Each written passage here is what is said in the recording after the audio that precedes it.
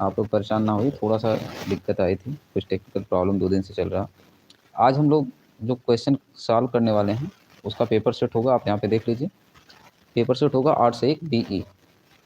आपका यहाँ पे जो पेपर सेट होने वाला है वो 8 से 1 बीई होने वाला है। सभी प्रश्न करने अनिवार्य हैं। प्रश्न पत्र 2 खंडों में है, खंड आ और खंड बा।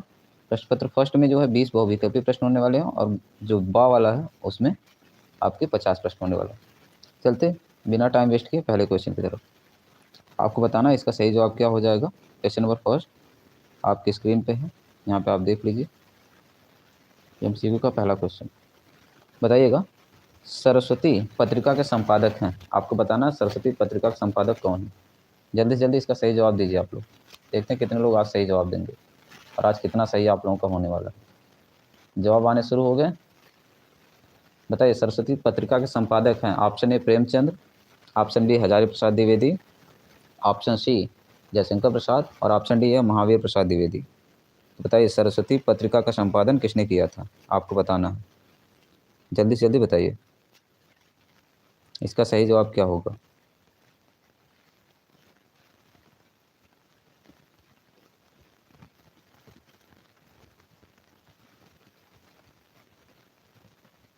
बताइए इसका सही जवाब क्या होगा ऑप्शन ए का। अच्छा पहले का सी है और कुछ लोगों का पहले का ए आया है।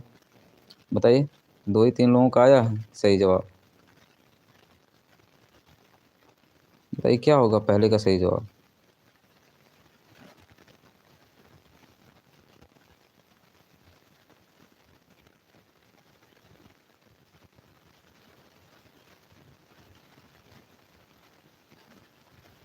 किसी का सही जवाब नहीं आ रहा है भाई। पहले का सही जवाब क्या हो जाएगा। बहुत बढ़िया, कुछ लोगों का सही जवाब आ गया। पहले का सी, 3 लोगों का सही जवाब आया है। और कोई। तो पहले आपका ध्यान रखिएगा, सरस्वती पत्रिका का जो संपादक होगा इसका सही जवाब हो जाएगा ऑप्शन बी सरस्वती। नहीं ऑप्शन बी नहीं होगा, सॉरी ये वाला गलत हो जाएगा। सही जवाब क्या हो जाएगा इसका सही जवाब ऑप्शन डी। ठीक है महावीर प्रसाद द्विवेदी, हजारी प्रसाद द्विवेदी नहीं है, महावीर प्रसाद द्विवेदी। सरस्वती पत्रिका के संपादक जो हैं कौन है, महावीर प्रसाद द्विवेदी हैं। और आपको ध्यान रखिएगा द्विवेदी युग का जनक भी किसे कहा जाता है, महावीर प्रसाद द्विवेदी को कहा जाता है। ठीक, तो इसको आपको ध्यान रखना हो। चलिए अब हम लोग आते हैं दूसरे क्वेश्चन की तरफ। दूसरा क्वेश्चन आपको बताना। दूसरा क्वेश्चन है निर्मला किस विधा की रचना है। क्वेश्चन नंबर 2, निर्मला किस विधा की रचना है। आपको बताना है निबंध है, उपन्यास है, जीवनी है या आत्मकथा है। तो दूसरे का सही जवाब क्या होगा आपको बताना है। निर्मला किस विधा की रचना है, इसका सही जवाब बताइए जल्दी जल्दी आप सभी लोग। दूसरे का सही जवाब क्या होगा। क्वेश्चन नंबर 2 का जवाब दीजिए। ऑप्शन ए निबंध, ऑप्शन बी उपन्यास, ऑप्शन सी जीवनी और ऑप्शन डी आत्मकथा। इसका सही जवाब आप लोग दीजिए, क्या होगा इसका सही जवाब दूसरे क्वेश्चन का। आप लोग को जवाब आ नहीं रहे हैं, जल्दी से जल्दी जवाब देने का प्रयास करिए आप लोग। दूसरे क्वेश्चन का सही जवाब।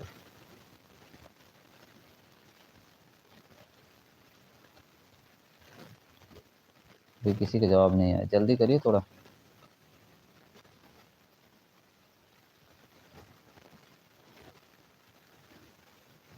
अच्छा दूसरे का भी जवाब आया है, खुशबू का आ गया। आप दूसरे का बी है और किसी का सही जवाब। निर्मला किस विधा की रचना है आपको बताना। निर्मला किस विधा की रचना है, इसका जवाब देना आप। तो इसका सही जवाब हो जाएगा दूसरे का ऑप्शन बी सही जवाब हो जाएगा। निर्मला किस विधा की रचना है, तो निर्मला उपन्यास विधा की रचना है। आगे बढ़ते हैं क्वेश्चन नंबर 3 की तरफ। क्वेश्चन नंबर 3 है आपका, 4 लोग जुड़े हैं और इसमें भी आप लोग सही से काम नहीं कर रहे हैं। बताइए कैसे काम चलेगा।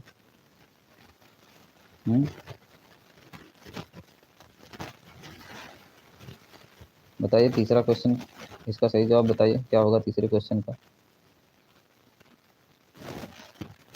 तीसरे क्वेश्चन का सही जवाब क्या होगा। तीसरा क्वेश्चन है पंचपात्र के लेखक हैं। बताइए जयशंकर प्रसाद, रामचंद्र शुक्ल, पद्मलाल पुन्नालाल बख्शी और जयप्रकाश भारती। तीसरे का सही जवाब क्या होगा आपको बताना है।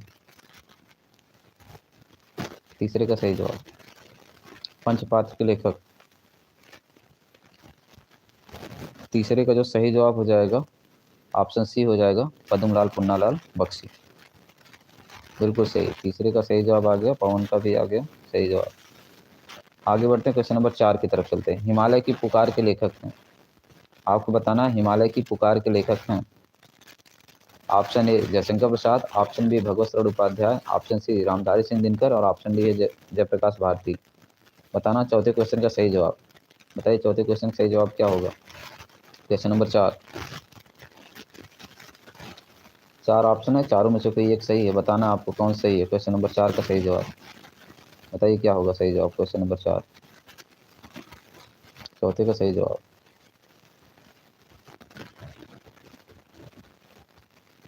चौथे का बी, पवन का आ गया चौथे का बी। बहुत बढ़िया। और किसी का। ये प्रिंस प्रजापति मैसेज क्यों डिलीट कर रहे हैं, जल्दी से जवाब दीजिए जो भी आ रहा है।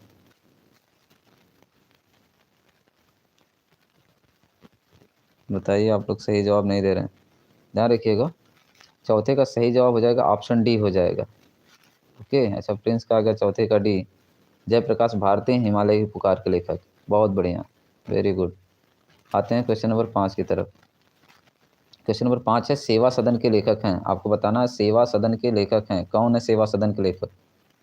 Option A Ram Kumar Verma, option B Jagdish Chandra Mathur, option C Munshi Premchand और ऑप्शन डी है आचार्य रामचंद्र शुक्ल।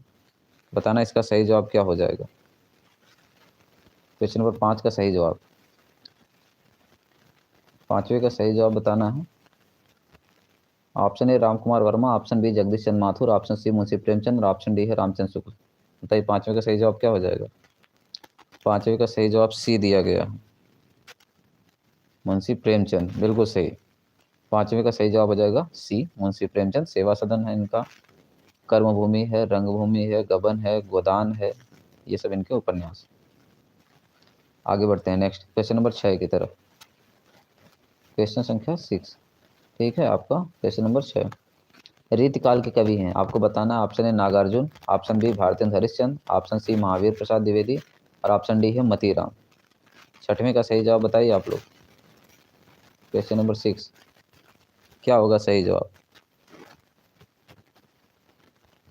क्वेश्चन नंबर 6 का सही जवाब,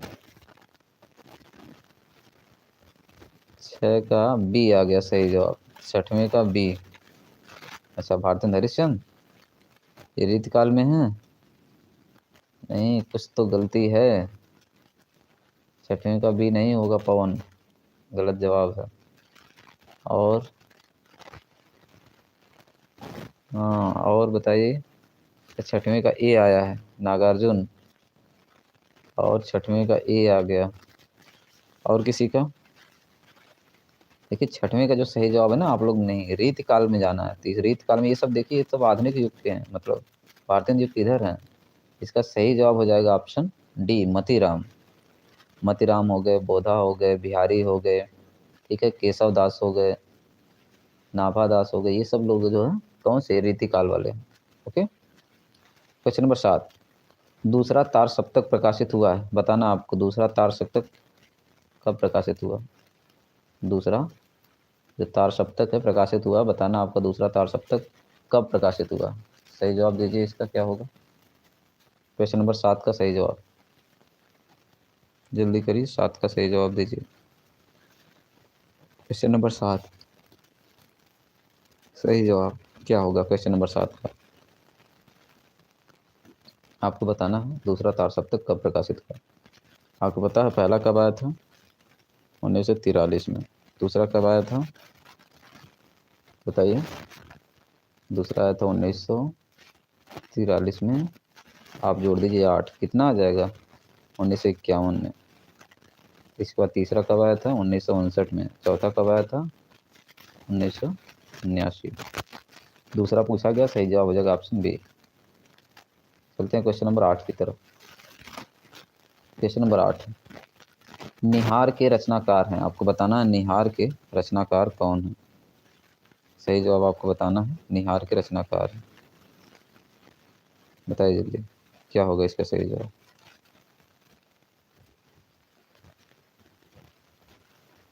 निहार के रचनाकार हैं, बताइए जल्दी, इसका सही जवाब क्या होगा? आप सभी को इसके बारे में बताना है। निहार के रचनाकार हैं, बताइए जल्दी। ऑप्शन ए महादेव वर्मा है, ऑप्शन बी धर्मवीर भारती हैं, ऑप्शन सी रामनरेश त्रिपाठी हैं, ऑप्शन डी श्याम नारायण पांडे। तो आप बताइए आठवें का सही जवाब क्या होगा? आठवें का सही जवाब, आप लोगों के जवाब अभी आए नहीं है सही से, जल्दी जल्दी बताइए आठवें का सही जवाब क्या होगा?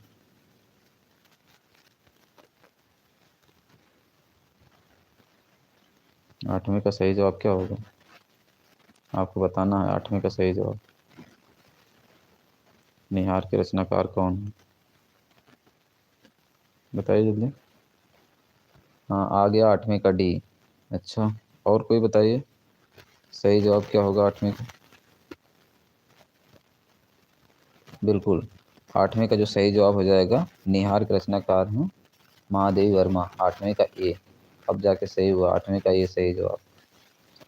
चलिए नौवें पे चलते हैं। पुष्प की अभिलाषा शीर्षक कविता किस संग्रह से ली गई है? बताना है, यामा से है, युगचरण से है, साकेत से है या रश्मिरथी से? नौवें का सही जवाब बताइए। पुष्प की अभिलाषा शीर्षक कविता किस संग्रह से ली गई? यामा, आपको पता है यामा किसका है? महादेवी वर्मा का है। साकेत किसका है? मैथिली शरण गुप्त का है। रश्मिरथी किसकी है? रामधारी सिंह दिनकर की। युगचरण किसका है? युगचरण है माखन लाल चतुर्वेदी की। यही है ना पुष्प की अभिलाषा। ठीक, सही जवाब ऑप्शन बी हो जाएगा। क्वेश्चन नंबर 10 की तरफ चलते हैं। आइए आगे बढ़ते हैं क्वेश्चन नंबर 10 की तरफ। क्वेश्चन नंबर 10, छायावाद युग की मुख्य विशेषता है, बताइए छायावाद युग की मुख्य विशेषता क्या है? युद्धों का सजीव वर्णन, भक्ति की प्रसन्नता, यथार्थ चित्रण, और ऑप्शन डी है प्रकृति का मानवीकरण। तो इसका सही जवाब क्या होगा 10वें का? क्वेश्चन नंबर 10 का सही जवाब, युद्धों का सजीव वर्णन, भक्ति की प्रधानता, यथार्थ चित्रण या प्रकृति का मानवीकरण। 10 का सही जवाब बताइए। क्वेश्चन नंबर 10, इसका सही जवाब क्या होगा? तो सही जवाब हो जाएगा छायावाद का मतलब छाया पड़ी थी, किसकी पड़ी थी? प्रकृति की मानवीकरण की। तो इसका सही जवाब हो जाएगा 10 का ऑप्शन डी। आगे बढ़ते हैं क्वेश्चन नंबर 11 की तरफ। 11 में बताना है करुण रस का स्थायी भाव क्या होता है? बताइए सभी लोग, करुण रस का अस्थायी भाव क्या होता? आप सभी लोगों के यहाँ नेट लग रहा है स्लो है, थोड़ा तेज बताइए। आप लोगों के सामने एक ऑप्शन लाइव का दिख रहा होगा, लाइव वाले पे क्लिक कर लीजिए जल्दी से, और जल्दी जल्दी जुड़िए। हम क्वेश्चन नंबर 11 पे हैं और आप लोग जो है 9 का जवाब दे रहे हैं। 11वें क्वेश्चन तक पहुंचिए। 11 का आ गया ऑप्शन ए, करुण रस का स्थायी भाव रति होता है। अच्छा, और बताइए दूसरा। ऑप्शन ए आ गया कुछ लोगों का 11 का। 11 का सही जवाब क्या होगा? करुण रस का स्थायी भाव। 10वें का भी आ रहा है, पवन का भी। भाई 11 पे हम आ गए। अब 11वें क्वेश्चन पे बताइए। 11 का सी आ गया, बहुत बढ़िया। लाइव पे हमेशा क्लिक करके आप आगे बढ़ जाया करिए। 11वें का सही जवाब क्या आया? 11वें का सही जवाब, करुण रस का स्थायी भाव आपको पता ही है, नहीं पता तो जान लीजिए। करुण रस का स्थायी भाव शोक होता है, ठीक है। रति जो होता है श्रृंगार का होता है, हास जो होता है वो किसका होता है? हास रस का होता है, ठीक है। आगे बढ़ते हैं क्वेश्चन नंबर 12 की तरफ। क्वेश्चन नंबर 12 है आपके सामने यहाँ स्क्रीन पर। जहाँ उपमेय को उपमान पर सीधा आरोपित कर दिया जाता है वहाँ कौन सा अलंकार होता है? जहाँ उपमेय को उपमान पर सीधा आरोपित कर दिया जाता है वहाँ कौन सा अलंकार होता है, बताना है आपको। क्वेश्चन नंबर 12 का सही जवाब दीजिए। ऑप्शन ए उपमा अलंकार, ऑप्शन बी रूपक अलंकार, ऑप्शन सी उत्प्रेक्षा अलंकार और ऑप्शन डी है अनुप्रास अलंकार। इसका सही जवाब बताइए क्या होगा? क्वेश्चन 12 का सही जवाब, क्वेश्चन 12 का सही जवाब बताइए। 12वें का सही जवाब क्या होगा? 12 में ए दिया उपमा अलंकार, बी है रूपक अलंकार, सी है उत्प्रेक्षा अलंकार और डी है अनुप्रास अलंकार। बताइए इसका सही जवाब क्या होगा? बताने का प्रयास करिए।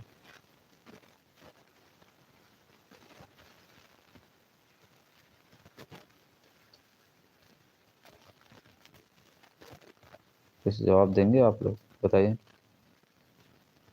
12 का सही जवाब। क्वेश्चन नंबर 12 का जो सही जवाब आप लोगों के आ रहे हैं, जहाँ उपमेय को उपमान पर सीधा आरोपित कर दे वहाँ पर रूपक अलंकार होता है। तो 12वें का सही जवाब क्या हो जाएगा? ऑप्शन बी हो जाएगा। ऑप्शन बी सही हो जाएगा। 12वें का सही जवाब ऑप्शन बी हो जाएगा।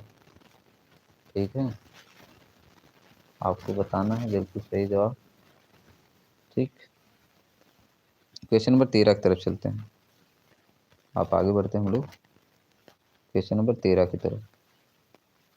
बताइए क्वेश्चन नंबर 13 क्या है? सोरठा किस प्रकार का छंद है? बताना है आपको सोरठा किस प्रकार का छंद है।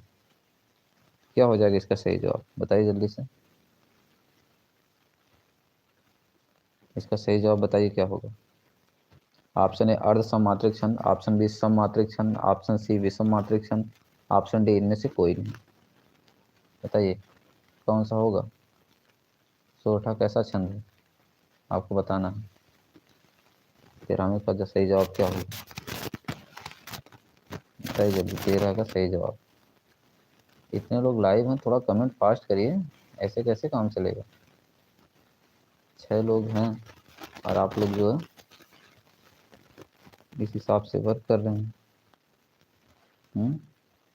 13वें का सही जवाब क्या हो जाएगा? 13वें का जो होता है अर्ध सममात्रिक छंद है सोरठा। इसको आपको ध्यान रखना है। आगे बढ़ते हैं 14वें सवाल पर। 14वां है निर्गुण शब्द में प्रयुक्त उपसर्ग है। बताइए निर्गुण शब्द में प्रयुक्त उपसर्ग है, निर्गुण में कौन सा उपसर्ग है? ऑप्शन ए नी, ऑप्शन बी गुड़, ऑप्शन सी नीर और ऑप्शन डी है निर। 14वें का सही जवाब क्या होगा? क्वेश्चन नंबर 14 सही जवाब बताइए। 14 का सही जवाब, तो ध्यान रखिएगा 14वें में निरुपसर्ग हो जाएगा। ठीक है, निर्गुण में निरुपसर्ग। आगे बढ़ते हैं क्वेश्चन नंबर 15 की तरफ। क्वेश्चन नंबर 15 में बताना आपको है कि नील कमल में कौन सा समास है। नील कमल में कौन सा समास है आपको बताना है। नील कमल में कौन सा समास? जल्दी जल्दी बताइए 15वें का सही जवाब। नील कमल में कौन सा समास? ऑप्शन ए द्विगु समास, ऑप्शन बी कर्मधारय समास, ऑप्शन सी तत्पुरुष समास और ऑप्शन डी है बहुव्रीहि समास। बताइए सही जवाब क्या होगा? क्वेश्चन नंबर 15 का सही जवाब बताइए।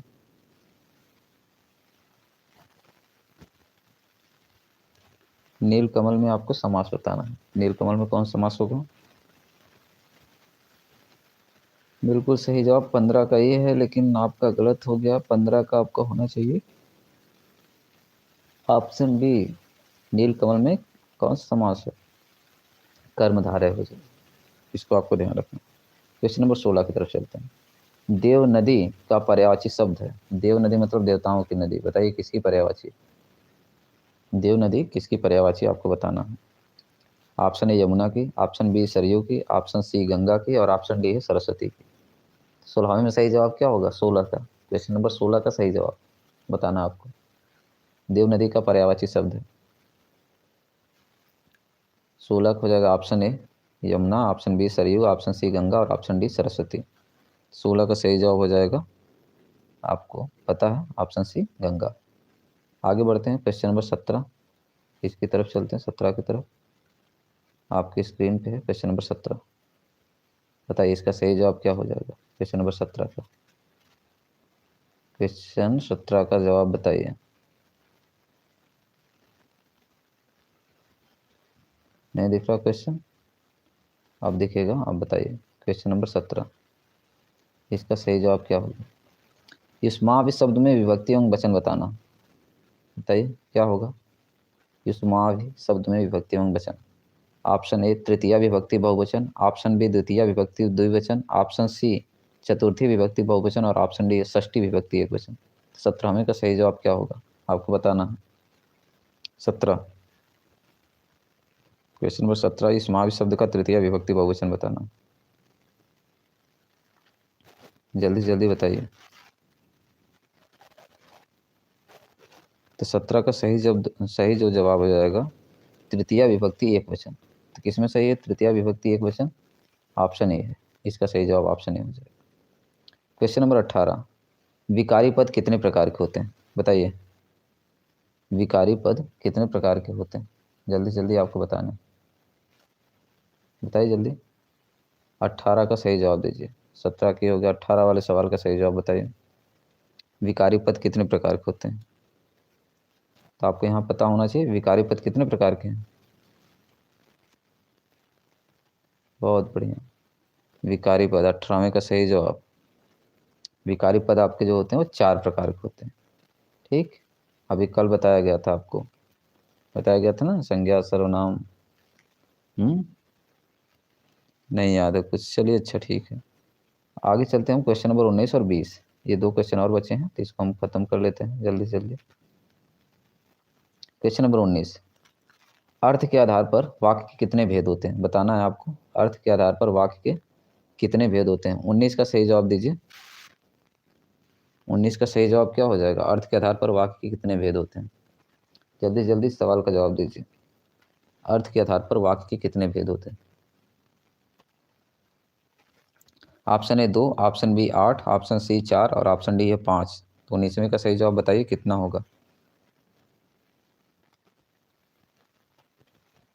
19वें का सही जवाब, अर्थ के आधार पर कितने भेद होते हैं? 5 लोग लाइव हैं, आप लोग फिर भी नहीं जवाब दे रहे हैं, बताइए। अर्थ के आधार पर वाक्य कितने भेद होते हैं? 19 में। 19 का सही जवाब हो जाएगा 8। 8 प्रकार के वाक्य होते हैं। ओके, अब लास्ट और अंतिम क्वेश्चन है आपका।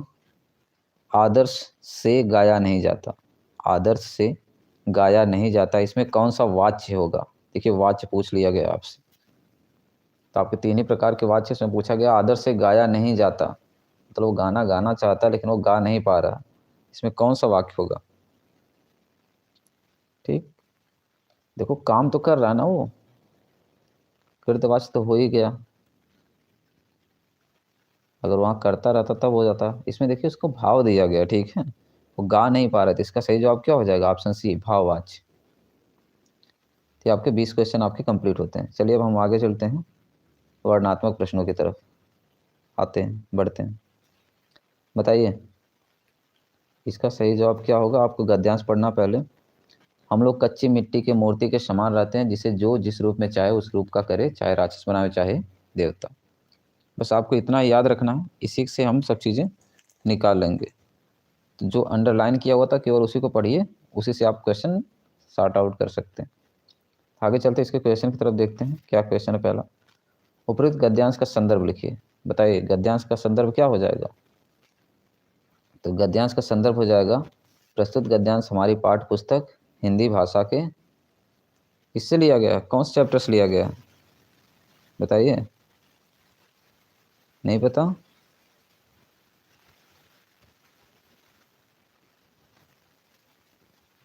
बताइए, आप लोगों को ये नहीं आ रहा है? बताइए पहला गद्यांश किससे लिया गया? मित्रता से ना। प्रस्तुत गद्यांश हमारी पाठ्य पुस्तक हिंदी भाषा की मित्रता नामक पाठ से लिया गया है, जिसके लेखक कौन है? मित्रता,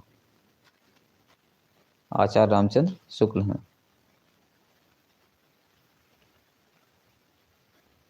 ठीक, रेखांकित अंश की व्याख्या करनी है तो रेखांकित अंश की व्याख्या यहाँ से कर लीजिए। देखिए यहाँ पे दिया ना, हम लोग कच्ची मिट्टी के मूर्ति के समान रहते हैं, जो जिस रूप में चाहे उस रूप का करें, चाहे राक्षस बनाए चाहे देवता।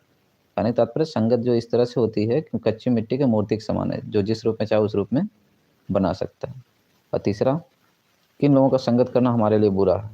बताइए, तो आप यहाँ पे देख लेंगे, ठीक है, किसका संगत करना बुरा है आपको बताना है। ऐसे लोगों का साथ करना और बुरा है जो हमारी ही बातों को ऊपर रखते हैं, क्योंकि इसी दशा में ना तो हमारे ऊपर कोई दबाव रहता, ना ही हमारे लिए कोई सहारा। दोनों अवस्थाओं में जिस बात का भय रहता है उसका पता युवा पुरुषों को प्रायः कम लगता है। ठीक है, चाहे कोई बिना विरोध के हमारी बात मान ले या कोई हमें ही सर्वश्रेष्ठ ठहरा दे, ये दोनों बातें हमें क्या करती हैं? इन दोनों लोगों की संगति हमारे लिए बुरा है। दूसरा पैराग्राफ, अभी चंद्रमा के लिए अनेक उड़ानें होंगी, दूसरे ग्रहों के लिए मानव सहित यान छोड़े जा रहे हैं, अंतरिक्ष में परिक्रमा करने वाले स्टेशन स्थापित करने की दिशा में तेजी से प्रयत्न किए जा रहे हैं। ऐसा स्टेशन बन जाने पर ब्रह्मांड के रहस्यों के परतें खोलने में काफ़ी सहायता मिलेगी।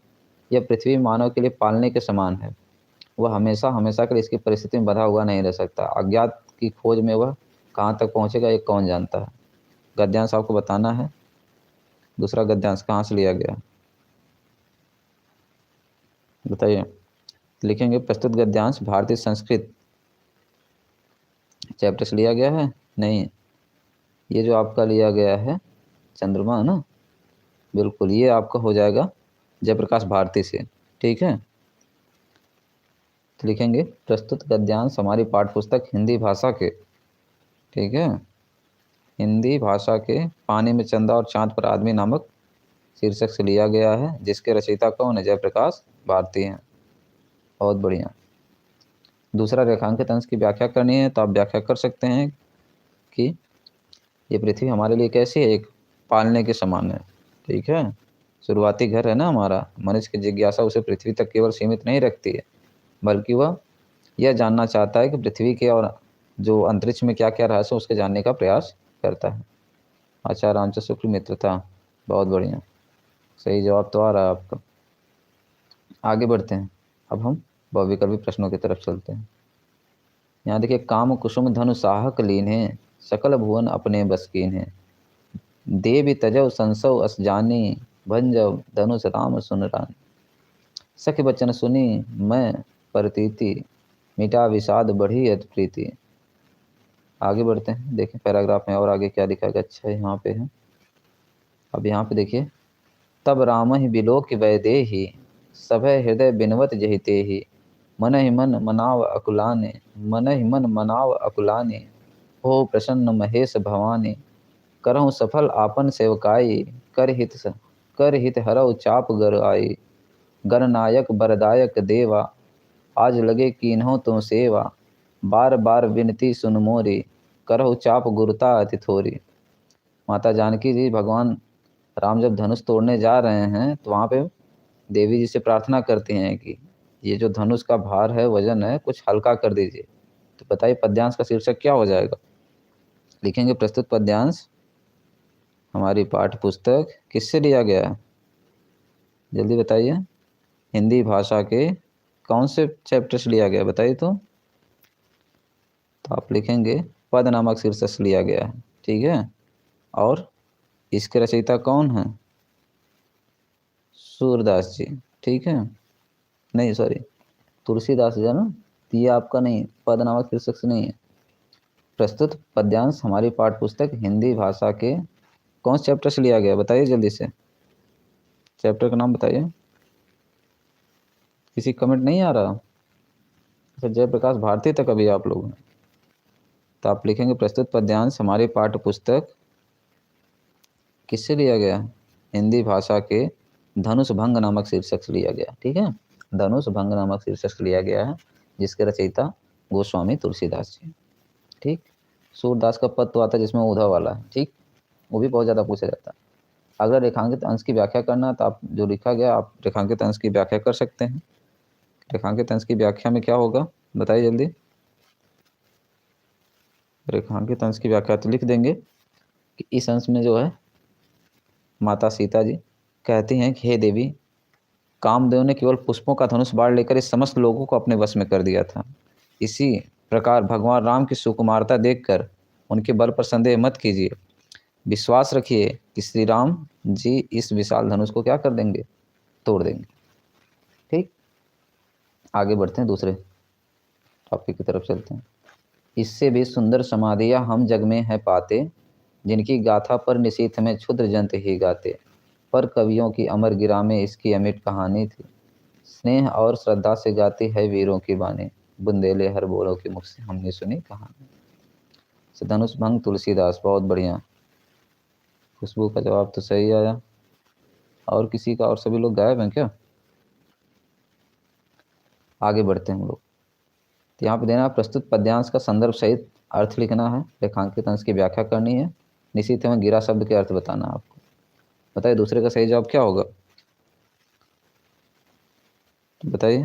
तो आप लिखेंगे प्रस्तुत पद्यांश हमारी पाठ्य पुस्तक हिंदी के काव्य खंड से संकलित झांसी की रानी की समाधि पर शीर्षक नामक, झांसी की रानी की समाधि पर शीर्षक से लिया गया है। इसके रचयिता या इसकी कवयित्री सुभद्रा कुमारी चौहान है।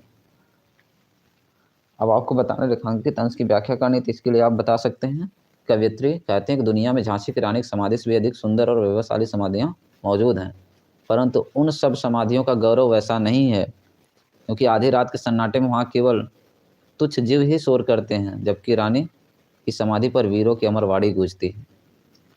निशीथ एवं, तीसरा क्वेश्चन देख लीजिए, यहाँ पे दिया है ना, निशीथ एवं गिरा शब्द का अर्थ लिखना। तो निशीथ एवं गिरा, तो निशीथ शब्द का अर्थ क्या होता है? मध्य रात्रि, और गिरा का अर्थ होता है वाणी या सरस्वती। तो आपको ध्यान रखना। आगे हम लोग बढ़ते हैं क्वेश्चन नंबर 3 की तरफ।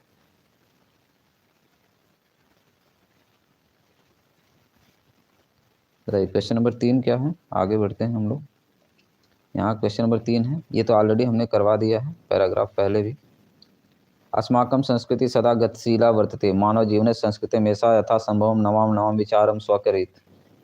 अगर आपने इसको नहीं देखा है तो पिछले वीडियो में आप जाके देख सकते हैं। कहा गया कि हमारी संस्कृति सदा गतिशील रही है, मानव जीवन को शुद्ध करने के लिए समय समय पर क्या किए? नवाम नवाम विचारधारा स्वकरित, नई नई विचारधाराओं को स्वीकार करती है। नवाम शक्तिम चा प्राप्नोत, और शक्ति प्राप्त करती है।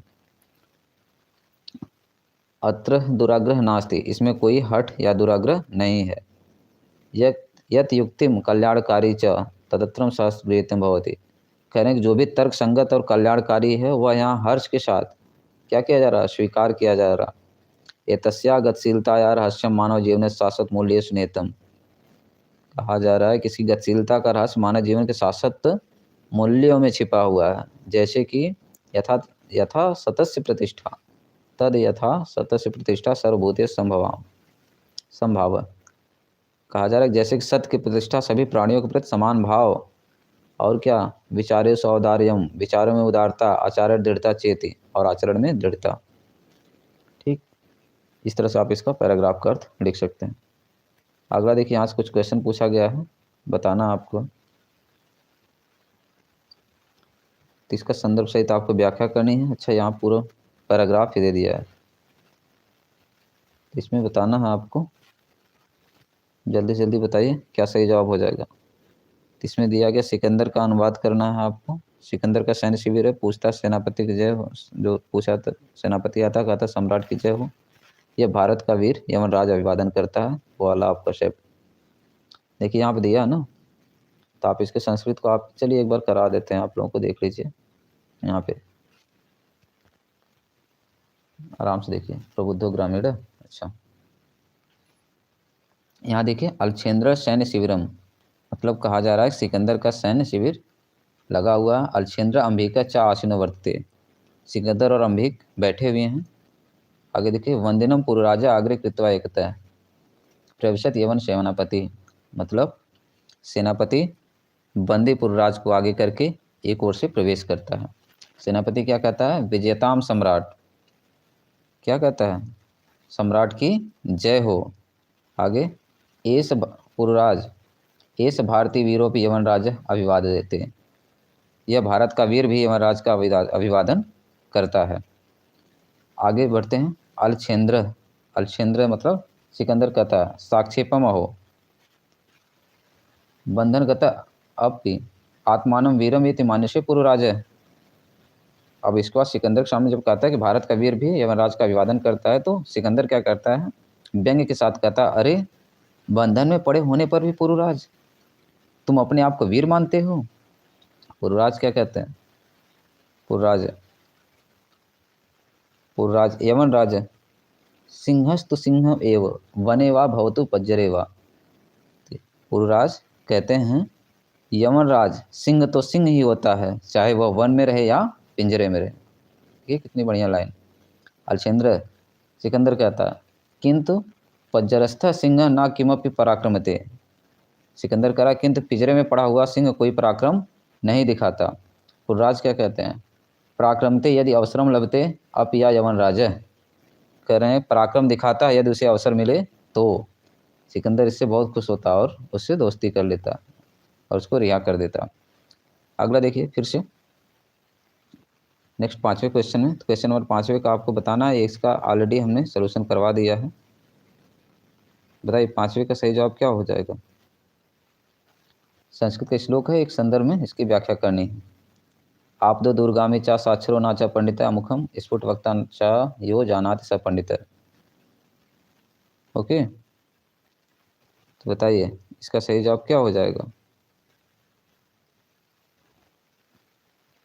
यहाँ पे दिया ना कि वह कौन है जो बहुत दूर तक जाता है, ठीक, साक्षर नहीं है फिर भी पंडित है, अमुक अस्फुट वक्ता चाहे जनात सा पंडित है, यानी पत्र के बारे में बात है, ये आपको बताना है। बहुत बढ़िया, आगे बढ़ते हैं हम लोग, क्वेश्चन नंबर 4 की तरफ चलते हैं। बताइए क्या सही जवाब हो जाएगा इसका?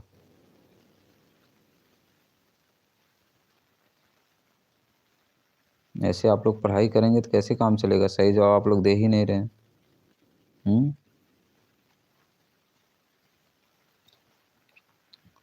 आगे बढ़ते हैं। आपका अब देख लीजिए यहाँ पे खंड काव्य, वीडियो बहुत लंबा हो जाएगा। खंड काव्य में आपको क्या करना है? खंड काव्य में आपको लिखना है कौन सा, बताइए जल्दी। खंड काव्य आपका लिखना है, खंड काव्य में अग्र पूजा, ठीक है। खंड काव्य के आधार पर श्री कृष्ण का चरित्र चित्रण करना है, तो ये आपका खंड काव्य हो जाएगा। इसके बाद आगे बढ़ते हैं। आपको यहाँ पे एक लेखक का जीवन परिचय देना है।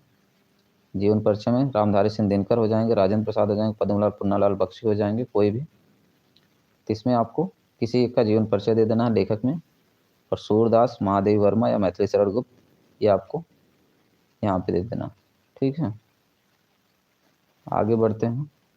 एक श्लोक आपको देना है, तो श्लोक आप यहाँ पे कोई भी लिख सकते हैं अपने मन से लिखा हुआ। क्वेश्चन नंबर 8 है, वाद विवाद प्रतियोगिता में प्रथम स्थान प्राप्त करने पर अपने चचेरे भाई को बधाई का पत्र लेना है, भेजना है इसको।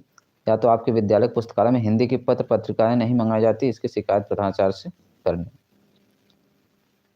अब अगला है क्वेश्चन नंबर 9 और 10। क्वेश्चन नंबर 9 10 आपको करा दे रहे हैं क्योंकि वीडियो लंबा हो जाएगा तो फिर आपके लिए समस्या होगी। चलिए बताइए क्वेश्चन नंबर 9 का पहला जवाब दीजिए। दिया है ना क्वेश्चन नंबर 9, यहाँ दिया गया है वाराणसी केसाम संगम स्थली अस्थि। बताइए वाराणसी किसका संगम स्थली है? बताइए तो वाराणसी किन दो नदियों के संगम स्थली, बताइए जल्दी से। आपको बताना है वाराणसी विविध धर्माणाम संगम स्थली अस्थि। वाराणसी जो विविध धर्मों के संगम स्थली है, ठीक है। वाराणसी केसाम संगम स्थली अस्थि, वाराणसी किसकी संगम स्थली है? तो वाराणसी विविध धर्माणाम संगम स्थली अस्थि, वाराणसी विभिन्न धर्मों की संगम स्थली है। दूसरा, अस्माकम मुख्यम कर्तव्यम किम, हमारा मुख्य कर्तव्य क्या है? बताना आपको हमारा मुख्य कर्तव्य, मतलब हमारा मुख्य कर्तव्य क्या है? निरंतरम कर्म करणम अस्माकम मुख्य कर्तव्यम, मतलब निरंतर कर्म करना ही हमारा मुख्य कर्तव्य है। तीसरा, अलछेंद्र सेनापति किम आदिशेत, अलछेंद्र सेनापति क्या आदेश देता है? तो अलछेंद्र सेनापति पुरराजम बंधनात् मुक्तम कर्तुम आदिशत। अलछेंद्र ने मतलब सिकंदर ने अपने सेनापति को पुरराज को मुक्त करने का आदेश दिया था ना। अगला, भूमि गुरुतराम किम अस्ति, तो माता गुरुतरा भूमि अस्ति, कहा जा रहा माता जो है, माता का स्थान क्या है? भूमि से भी अधिक श्रेष्ठ है, ऊंचा है।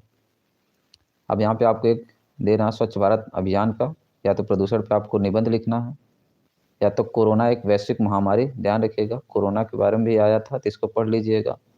सड़क सुरक्षा पे देना है, मोबाइल वरदान या अभिशाप, मोबाइल पे भी ऑलरेडी कराया गया, स्वच्छ भारत मिशन में भी कराए हैं, प्रदूषण भी कराए हैं, तो आप इसको आसानी से लिख लीजिएगा। एक चीज़ और सूचना आपके लिए यहाँ पे, अब कल से आपका एसएसटी का मैराथन स्टार्ट होगा आपका, मतलब कि आपके सामाजिक विज्ञान की क्लासेस स्टार्ट होंगी। 2 टेलीग्राम चैनल है, पीडीएफ आपको यहाँ मिल जाएगा, उद्यान एकेडमी आजमगढ़ के है, और दूसरा यूपी बोर्ड उद्यान। आपको इन दोनों चैनल पे, टेलीग्राम चैनल पे लिंक मिल जाएगा, आप यहाँ पे जाके 2 ग्रुप हैं, इनसे ज्वाइन हो जाइए, आपको पीडीएफ यहाँ पे मिल जाएगा। बाकी फेसबुक पे अगर आप हैं तो आप यहाँ पे ज्वाइन कर सकते हैं, इंस्टाग्राम पे हैं तो आप भी आप यहाँ से भी ज्वाइन कर सकते हैं। आपके सामने यहाँ पे देखिए पूरा का पूरा सब लिंक मौजूद है, आप जाके यहाँ पे ज्वाइन कर लीजिए, ठीक है। बाकी आज सब लोग लग रहा है कि या तो सो गए हैं या हो सकता है कि कहीं और ऑनलाइन है, तो इस वजह से कुछ लोग लग रहा है आए नहीं, कोई बात नहीं, जितने भी लोग हैं बढ़िया, आप सभी का धन्यवाद। आप ऐसे जुड़ते रहिए जितने भी लोग हैं। बाकी अधिक जानकारी के लिए आपसे कल मिलते हैं। गुड नाइट दोस्तों, सभी लोग एग्ज़ाम की अच्छे से तैयारी करिए। बहुत बहुत धन्यवाद आप सभी का।